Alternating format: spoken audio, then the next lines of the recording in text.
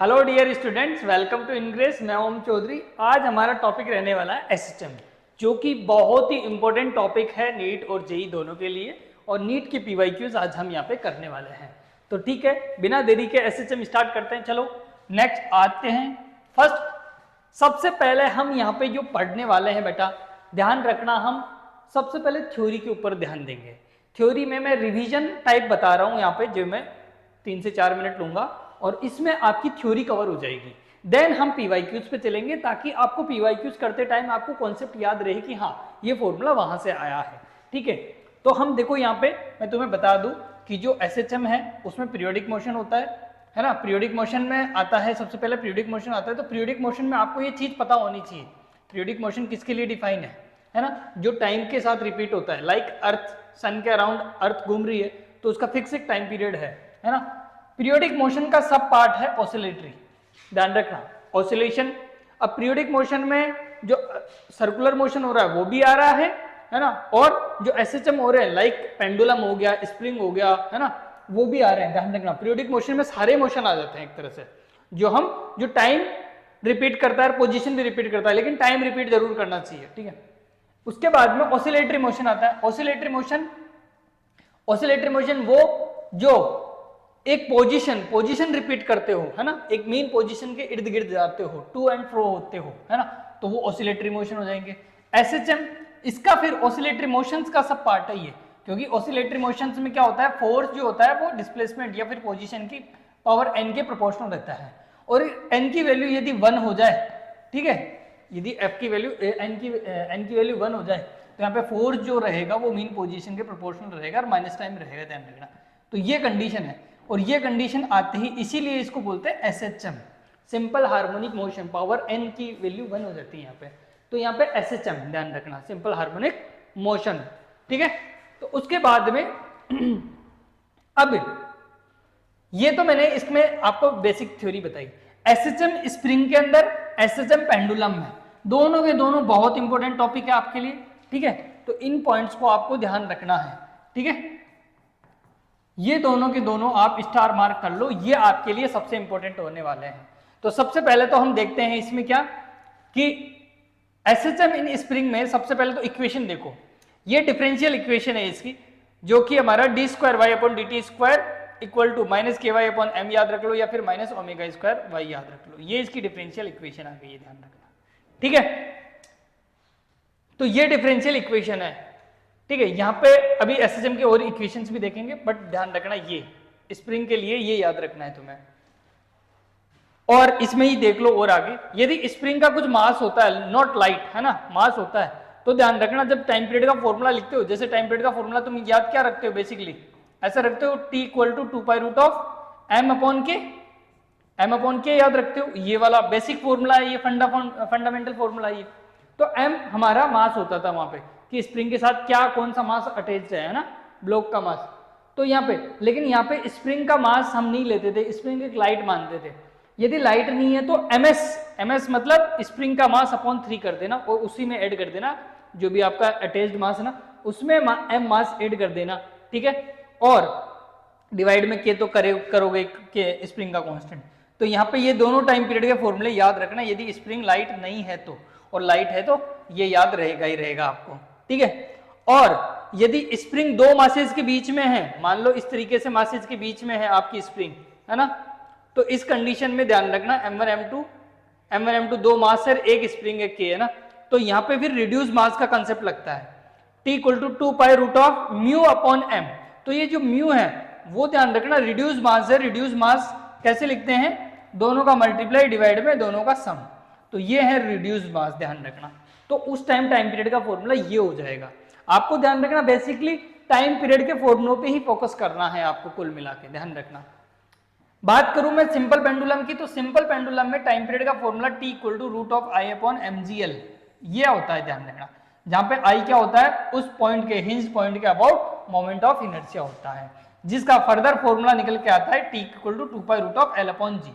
तो ये फॉर्मूला हम बेसिकली याद रखते हैं।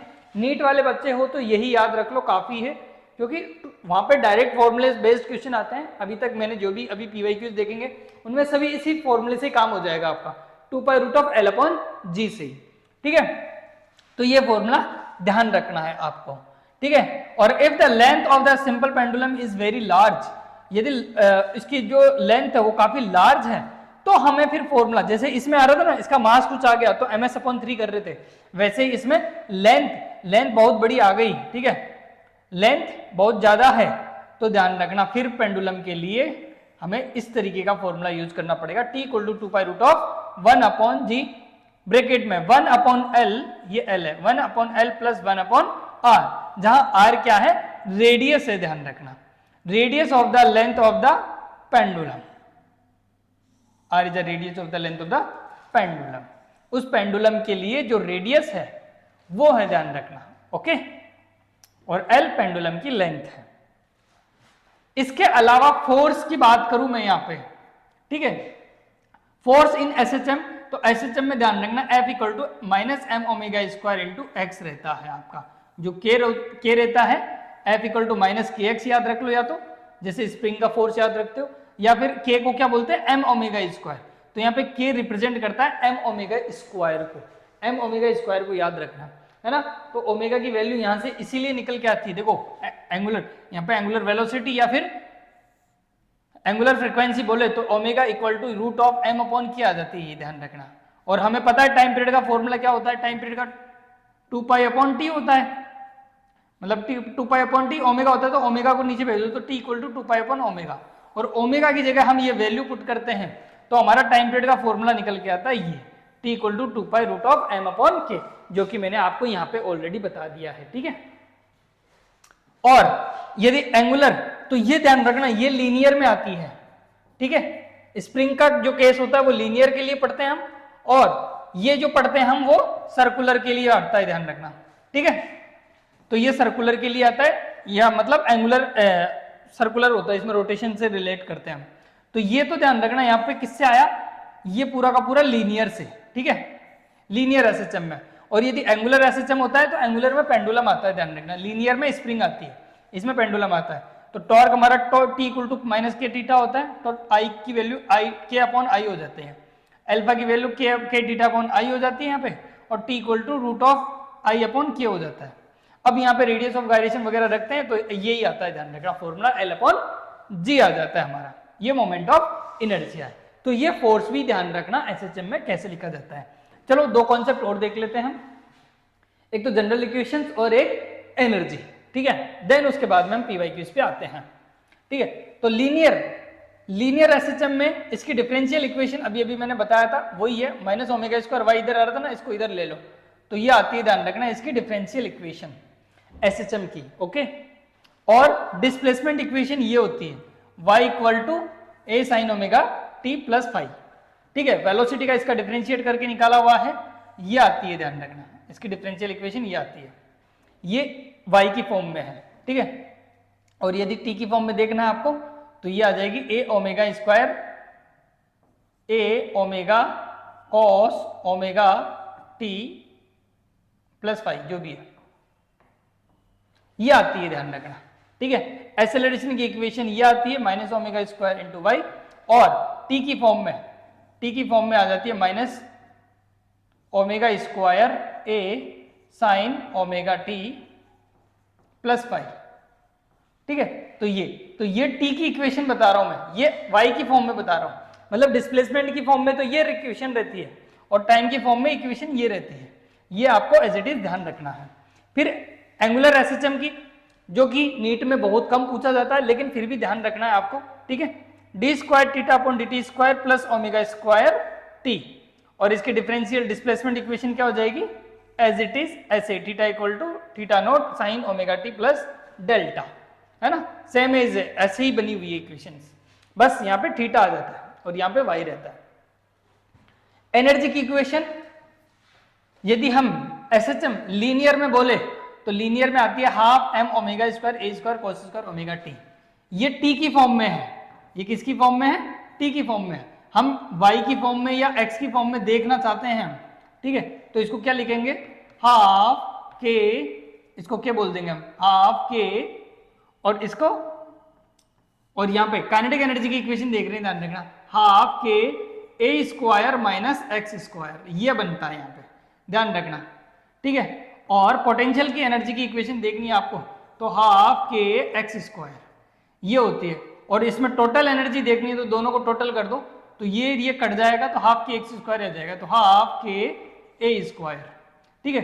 तो ये तो आपका एम्पलीट्यूड और डिस्प्लेसमेंट की फॉर्म में बन गया, ये टाइम की टी की फॉर्म में है, ये ध्यान रखना, ठीक है। तो देखो एम ओमेगा स्क्वायर ए स्क्वायर, ठीक है, और इसको के बोल दिया तो यही आ गया। तो ध्यान रखना ये तीनों इक्वेशन टी और एक्स की फॉर्म में, ये एक्स की फॉर्म में, ये टी की फॉर्म में। अब आता है एंगुलर एसएचएम।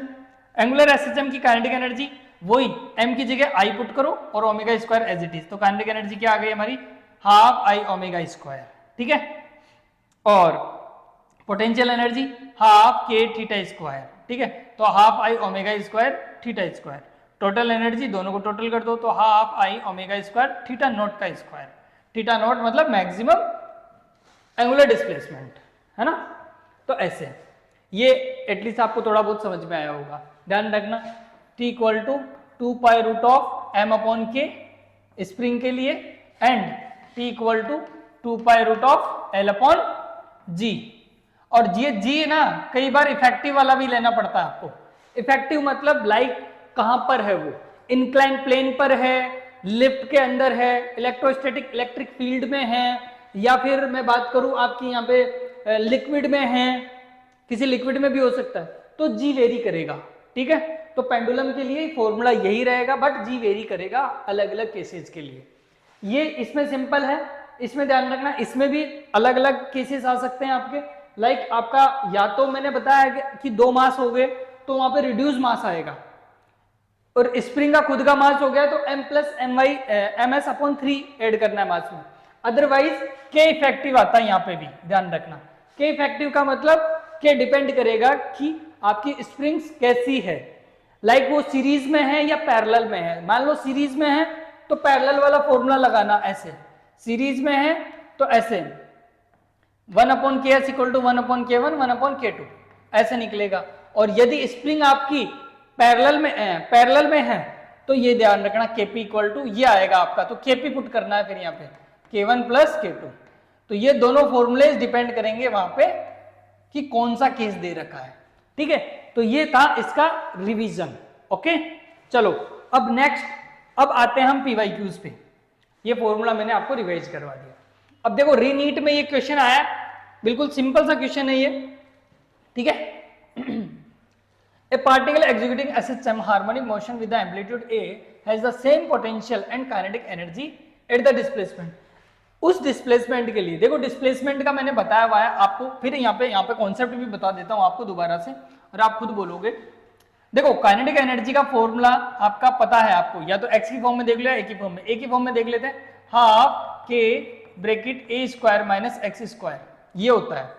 ओमेगा की फॉर्म में देखना है, मतलब टी की फॉर्म में देखना है, तो ये देख सकते हो half M omega square cos square omega T, ठीक है। लेकिन हमें इसी से काम हो जाएगा हमारा।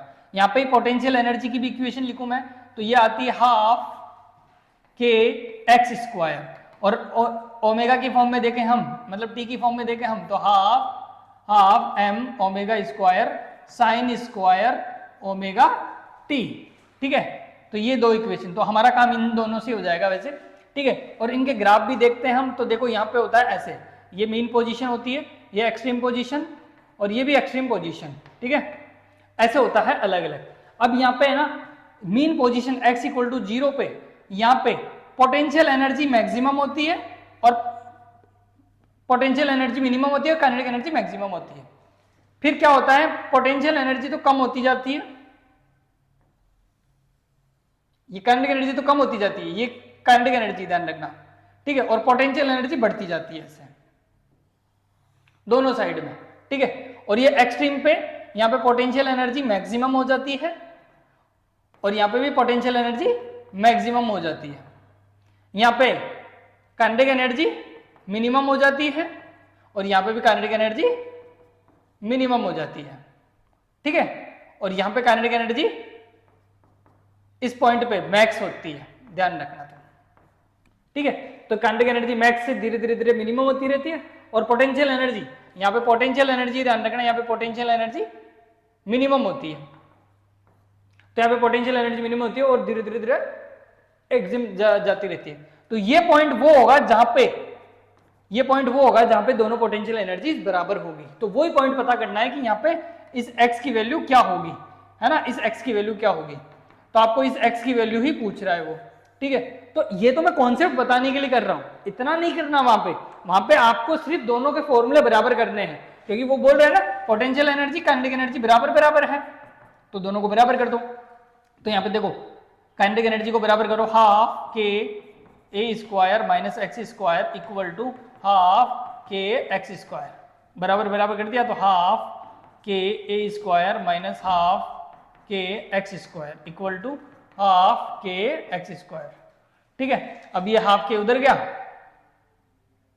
ये उधर गया, तो यहाँ पे हो गया 1/1 हो गया, ये तो के एक्स स्क्वायर ही हो गया पूरा का पूरा, और ये बच गया हमारा हाफ के ए स्क्वायर, ठीक है। के से के कट गया हमारा, तो x इक्वल टू क्या आया हमारा, प्लस माइनस a/√2, a/√2। तो ये भाई ये आंसर आएगा हमारा। तो इसकी दो पोजीशन आ रही होगी, एक तो देखो ये आ रही है और एक ये पोजीशन आ रही है इस ग्राफ में, ठीक है। तो ये माइनस a/√2 आएगा और ये a/√2 आएगा, ठीक है। तो ये दो पोजीशन है जहां पे kinetic energy potential energy equal होगी। अब ये तो मैंने पूरा कॉन्सेप्ट लगाया, आपको इतना टाइम नहीं लगाना, ये मैंने पूरा कॉन्सेप्ट बता दिया, बट आपको ये देखना पोटेंशियल एनर्जी काइनेटिक एनर्जी को बराबर कर दो, अपने आप आंसर आ गया, है ना। तो ये विद इन 1 मिनट करना है आपको वहां पे, okay.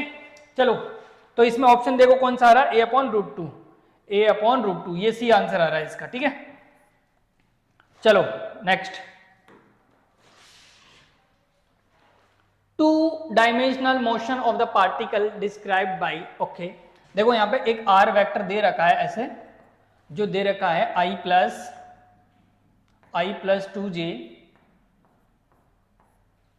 2j a cos theta cos omega t। ये एक ऐसा इक्वेशन दे रखा है और इसके लिए पूछ रहा है कि ये पैराबोलिक पाथ है, इलिप्टिकल पाथ है, पीरियोडिक मोशन है, सिंपल हार्मोनिक मोशन है, ओके। तो ये देखो ये एक r की वैल्यू दे रखी है आपको, ठीक है। अब यहाँ पे एक तरह से पता चल रहा है आपको कि x इक्वल टू, हम इसको ओपन करें तो ये a x इक्वल टू तो क्या हो गया, a cos ओमेगा t हो गया, ये cos ओमेगा t हो गया, और y इक्वल टू हम बात करें तो ये 2a cos ओमेगा t हो गया आपका, ठीक है। इस तरीके से हो रहा है ये। अब इसमें ये तुम्हें देखना है कि ये कौन से पाथ को फॉलो कर रहा है, ठीक है, ये कौन से पाथ को फॉलो कर रहा है।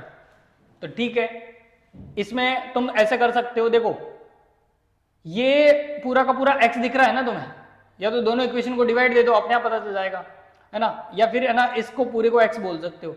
तो इसमें इसका सब्स्टिट्यूट करवा दिया आपने, तो y इक्वल टू हम लिख सकते हैं 2 इंटू एक्स, ठीक है। तो 2 इंटू एक्स से हमें यहाँ पे साफ साफ से समझ में आ रहा है, तो x इक्वल टू वाई है।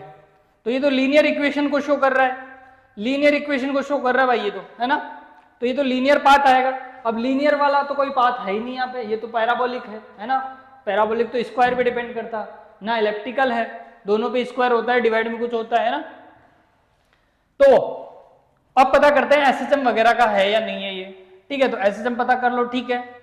इसका ही वेलोसिटी निकाल लो, वेलोसिटी निकालोगे तो देखो क्या करना पड़ेगा तुम्हें, v इक्वल टू, या फिर ये रिप्रेजेंट कर रहा है क्या ओमेगा स्क्वायर, उसको a cos ओमेगा t में आ रहा है ना फंक्शन। तो देखो साफ साफ दिख रहा है कि ये एज मतलब ये कुछ ना कुछ कांस्टेंट है आपका, मल्टीप्लाई है पूरा का पूरा, है ना। इसका मोड ले लो चाहे से, कोई दिक्कत नहीं है, ये पूरा का पूरा मोड आ गया आपका, ठीक है। तो ये तो आपका एम्पलीट्यूड हो गया एक तरह से, और ये क्या है, फंक्शन है। तो r किस पे, cos पे डिपेंड कर रहा है ना, ओनली cos ओमेगा t का। तो ये किसकी है, ये एसएचएम की इक्वेशन दिखा रहा है, शो कर रहा है। तो एसएचएम है, तो ये एसएचएम है, और एसएचएम अपना क्या होता है, पीरियोडिक मोशन भी होता है ना। तो पीरियोडिकल मोशन भी रहेगा, ध्यान रखना है। तो पीरियोडिक मोशन भी रहेगा, तो सी और डी इसके आंसर्स रहेंगे। तो इसमें देख लो सी और डी कौन से में आ रहे हैं, ए सी डी नहीं, सी ओ डी, हाँ ये सही है, इसका करेक्ट आंसर है, ये ध्यान रखना, ठीक है। तो डी इसमें आंसर रहेगा भाई आपका, समझ गए, एकदम सिंपल था। चलो यहाँ पे देखो आपको इक्वेशन दे रखी है x equal to 5 sine omega T, मतलब pi T plus pi by 3, executing simple harmonic motion amplitude the time period. Okay ठीक है, इसी इक्वेशन को देखो आप एसएसएम की इक्वेशन से कंपेयर करो, वो क्या होती थी हमारी x equal to A sine omega T plus 5, मैंने ऐसे ही रिप्रेजेंट करवाया कई बार। तो यहाँ पे फेज एंगल देखो a की वैल्यू तो कितनी हो गई, और ये मीटर में दे रखा है, ठीक है। तो ये तो यहाँ पे a तो क्या आ गया 5 मीटर आ गया, ओमेगा की वैल्यू क्या आ गई आपकी, ओमेगा की वैल्यू आ गई पाई, फिर t, और फिर फाइव की वैल्यू कितनी आ गई पाई बाई 3, जिससे हमें कोई मतलब नहीं है। तो यहाँ पे एम्पलीट्यूड है, तो एम्पलीट्यूड तो एक तो आंसर यही आ गया भाई आपका, है ना, एक आंसर तो यही आ गया आपका, ठीक है। दूसरा आंसर पता करना है आपको, तो यहाँ पे टाइम पीरियड पता करना है। तो t इक्वल टू क्या होता है, हमें पता है omega equal to 2 pi upon T होता है ना। तो t इक्वल टू क्या हो गया 2 पाई अपॉन ओमेगा, ओमेगा की वैल्यू है पाई, तो 2 पाई अपॉन 2 मतलब ये पाई, तो पाई से पाई कैंसिल, तो यहाँ पे 2 आंसर आ गया। तो t इक्वल टू 2 सेकेंड आ जाएगा भाई, ठीक है। तो ये आपका सेकेंड आंसर आ गया भाई, ये आपका सेकेंड आंसर आ गया। दोनों किस में मैच हो रहे हैं, देखो यहाँ पे ये भी है ये भी है, लेकिन ये आपने अपने को मीटर में दे रखा था, तो इसका मतलब मीटर वाला आंसर आएगा आपका, ठीक है। तो आपका बी आंसर रहेगा। ऐसे जल्दीबाजी में ऐसा कर मत देना, ए आंसर टिक कर दो, पहले देखो आंसर कौन सा मैच देख रहा है, ऑप्शन भी देखना है ना, जल्दी जल्दी में मत कर देना, हाँ फर्स्ट आया आंसर टिक कर दिया, है ना। तो ऐसी गलती करवा सकता है वो आपसे। चलो नेक्स्ट, ये 24 में आया हुआ क्वेश्चन है, ये भी 24 में आया हुआ है। यहाँ पे if the mass of the bob is simple pendulum is increased is thrice time, original mass length half or new time period of the oscillation x by 2 times of the original time period, then the value of x, x की वैल्यू बताना है इसमें भाई, ठीक है। ये इतने टाइम हो गया पहले वाले टाइम पीरियड का, मान लेते हैं पहले लेंथ l थी, ठीक है।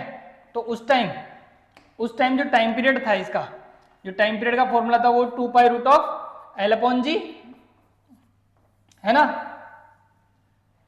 यही था ना। तो अब इसमें, अब देखो अब जो बोल रहा है पहले की कंपेरिजन है ये, ठीक है, पहले वाला कंपेयर कर रहे हैं हम इससे। अब जो लेंथ हो गई है वो कितनी हो गई है, उसकी हाफ हो गई है ओरिजिनल लेंथ की, तो एल डैश कितनी हो गई L/2 हो गई है ना। और मास थ्राइस टाइम कर दिया, तो मास का तो कोई रोल ही नहीं है यहाँ पे, ठीक है, m डैश 3m कर दिया है। तो यहाँ पे टाइम पीरियड का फॉर्मूला का क्या हो जाएगा 2 पाई रूट ऑफ l की जगह L/2 और g का g एज इट इज। तो इसको ये t डैश आ गया हमारा, तो t डैश कितनी वैल्यू आ गई 2 pi root of l upon G upon root two, मैंने रूट 2 को बाहर ले लिया, है ना। तो ये देखो ये पूरा का पूरा मेरा t है पहले के कंपैरिजन में, या पहले के बराबर रख दो आप, अपने आप ही पता चल जाएगा। अब ये बोल रहा है कि पहले वाला ये जो नया टाइम पीरियड है ना वो x/2 टाइम्स है ओरिजिनल के, ठीक है। तो ये किसके बराबर है x/2 टाइम्स है ओरिजिनल t है अपना, ठीक है। तो इस t की अब इसके बराबर वैल्यू पुट कर दो आप, और कुछ नहीं करना। तो 2 pi root of 2 into root of l upon G equal to x/2 into original कितना था अपना ये, है ना। तो 2 pi root of l upon G. अब आपको जहां पे जो चीजें कट रही है वो काट दो, ये कट गया पूरा, ठीक है, 2 पाई कट गया, है ना। और x इक्वल टू कितना हो गया, x इक्वल टू हो गया ये 2 पर चला जाएगा 2 अपॉन रूट 2, तो 2 में रूट 2 का डिवाइड दोगे तो कितना आएगा रूट 2। तो x की वैल्यू आपकी अपने आप ही निकल के आ गई, कितना रूट 2 भाई। तो इसमें रूट 2 ये बी आंसर आएगा भाई आपका, समझ गए, ये बी आपका आंसर रहने वाला है, ठीक है। तो ऐसे प्रैक्टिस करनी है। चलो नेक्स्ट क्वेश्चन,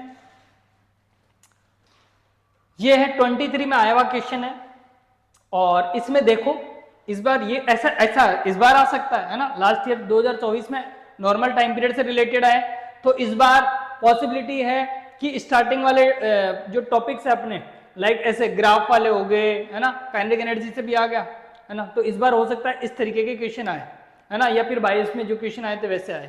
तो एक बार देख लो ऐसा क्वेश्चन, ये इंपॉर्टेंट है इस बार के लिए। तो इसमें t इक्वल टू 2 सेकेंड पे, t इक्वल टू 2 सेकेंड पे एक्सेलरेशन पूछ रहा है भाई आपसे, है ना। क्वेश्चन पढ़ लेना ढंग से और ग्राफ पढ़ना है आपको। देखो एक ऑसिलेशन कंप्लीट हो रहा है यहाँ से, और ये देखो मीन से स्टार्ट होता है। मीन से कौन स्टार्ट होता है? साइन का ग्राफ।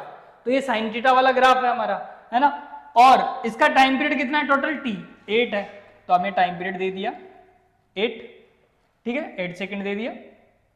एम्पलीट्यूड जो है वो दे दिया ±1 है, ठीक है। और ये एम्पलीट्यूड आ गया ना, ये इसमें एम्पलीट्यूड रहता है, ये मैक्सिमम एम्पलीट्यूड आ गया, ठीक है। और t इक्वल टू 2 सेकेंड पे तो हमें पूछ रहा है वो, t इक्वल टू 2 सेकेंड पे हमें एक्सेलरेशन पूछ रहा है वो, ठीक है, 2 सेकेंड पे ये पूछ रहा है वो। तो ये तो कंडीशन है, बाद में अप्लाई करेंगे, पहले इक्वेशन तो बनाए। तो इक्वेशन के लिए, और अच्छा यहाँ पे कोई फेज एंगल है? नहीं, कोई फेज एंगल नहीं है, क्योंकि 0 से स्टार्ट है, तो कोई फेज एंगल नहीं है। तो हमारी जो इक्वेशन आएगी वो क्या रहेगी? x equal to a sine omega t। मैंने साइन ही क्यों लिया? क्योंकि ये मीन से स्टार्ट हो रहा है ना, ग्राफ देख के पहचान जाना। तो x इक्वल टू a, यहाँ पे 1 आ गया आपका, ठीक है, और साइन ओमेगा t। अच्छा ओमेगा क्या होता है हमारा? 2 पाई अपॉन t। तो 2 पाई अपॉन t, t का मतलब 8 है, तो यहाँ पे 2 पाई, तो यहाँ पे आ गया हमारा पाई अपॉन 4 आ गया आपका ओमेगा, ठीक है। तो यहाँ पे हम रख देंगे कि क्या है? पाई अपॉन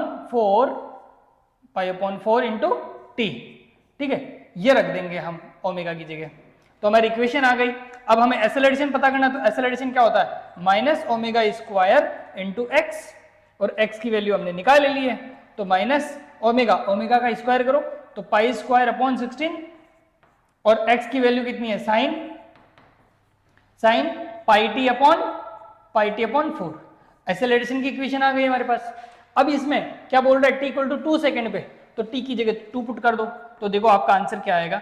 माइनस का pi square upon 16 into sine 2 रखो तो 2 से 2 4 गया, तो साइन पाई बाई 2 आ गया। ये साइन पाई बाई 2 का मतलब साइन 90 की वैल्यू 1 होती है, तो माइनस का पाई स्क्वायर अपॉन 16 आपका आंसर रहेगा, जो कि इसमें मैच होता हुआ साफ साफ दिखाई दे रहा है आपका, ठीक है। तो इसमें सी आंसर आ जाएगा बेटा। तो इस तरीके की सिंपल इक्वेशन को सॉल्व करना है, ज्यादा कॉम्प्लिकेटेड नहीं आने वाला, पहले बोल रहा हूं ज्यादा कॉम्प्लिकेटेड नहीं आएगा नीट में, बट आपको एक्चुअल में मीनिंग पता होना चाहिए कि कैसे कैसे करना है। एक दो बार क्वेश्चन की प्रैक्टिस करोगे आ जाएगा आपको। चलो नेक्स्ट क्वेश्चन।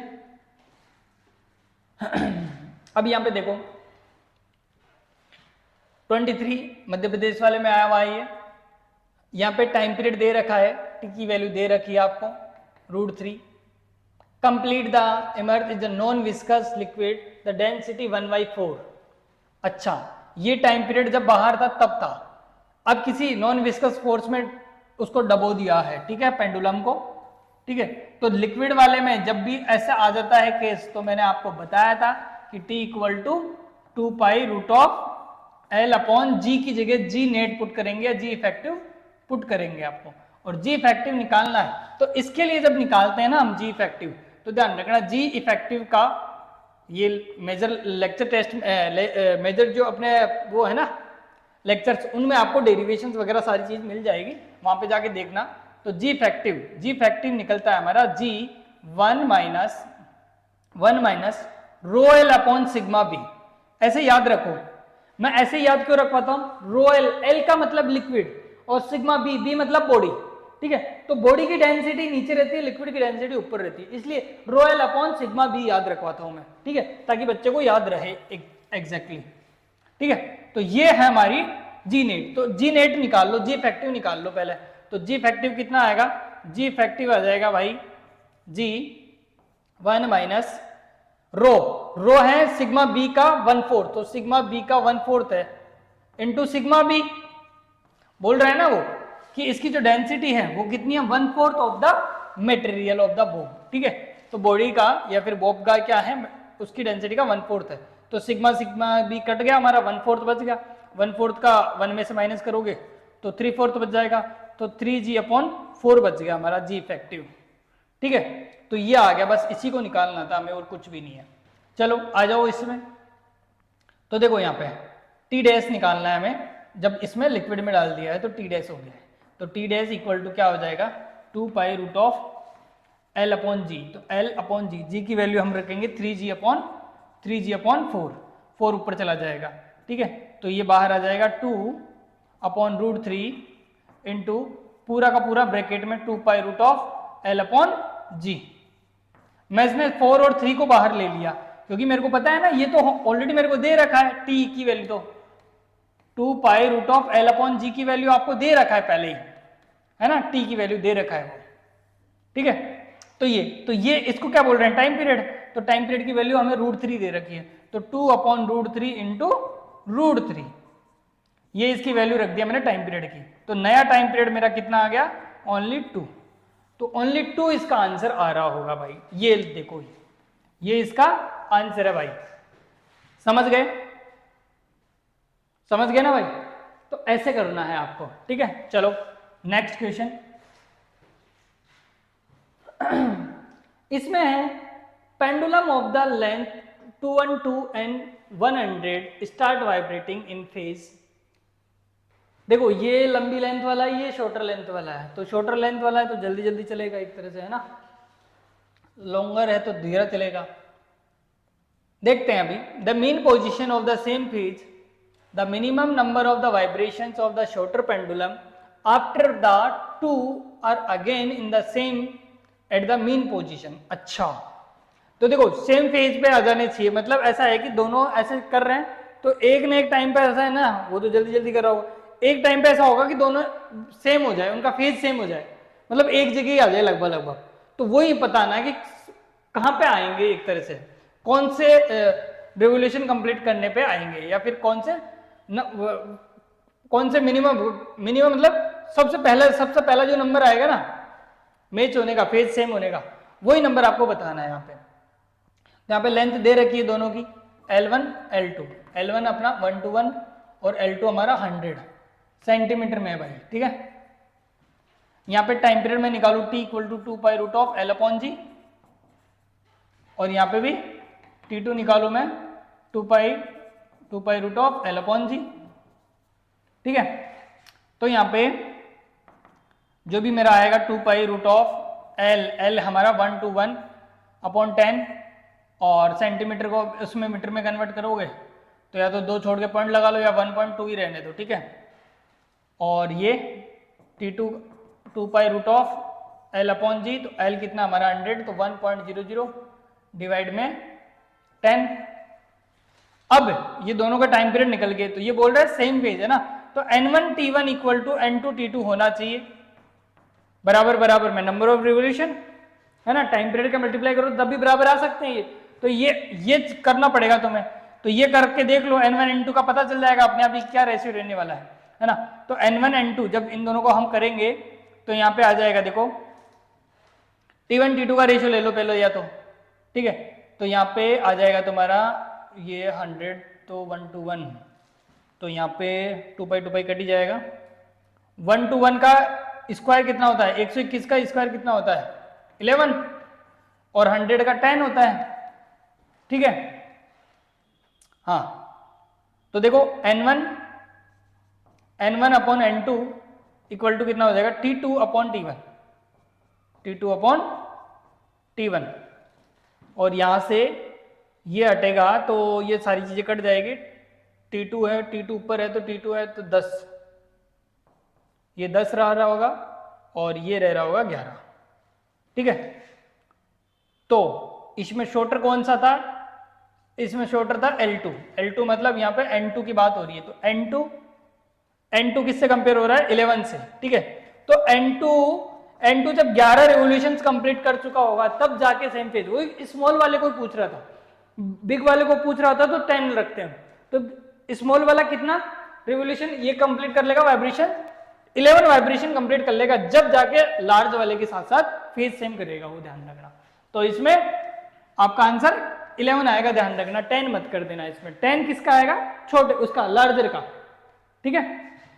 121 वाला लार्जर है आपका, 100 वाला शॉर्टर है, तो वो शॉर्टर का पूछ रहा था आपको, समझ गए। ओके, चलो नेक्स्ट क्वेश्चन। ये है the representing the restoring force of the spring. Okay, अरे एकदम बिल्कुल सिंपल सा, F equal to minus K x देखा है ना, देखो लॉकडाउन में क्वेश्चन आया था इतना simple, F equal to minus K X, तो माइनस के इंटू एक्स ये था। यहां पे साफ साफ दिख रहा है कि एफ किसके प्रोपोर्शनल है, माइनस के माइनस एक्स के। तो इससे ये वाली रिप्रेजेंट कौन सी होती है, जब फोर्स पॉजिटिव है तो एक्स नेगेटिव है, और जब एक्स पॉजिटिव है तो एफ नेगेटिव है। तो ओनली ऑन ये लीनियर इक्वेशन इसी को वेरीफाई कर रही होती है।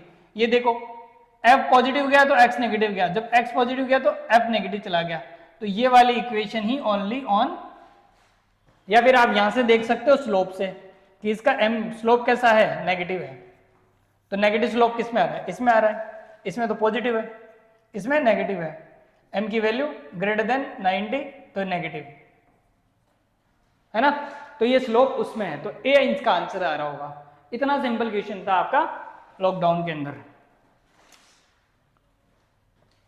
यहां पे पूछ रहा है आइडेंटिफाई द, ये देखो 22 में ऐसा क्वेश्चन आया हुआ है रीनीट में, identify the function of the represent of the non periodic motion.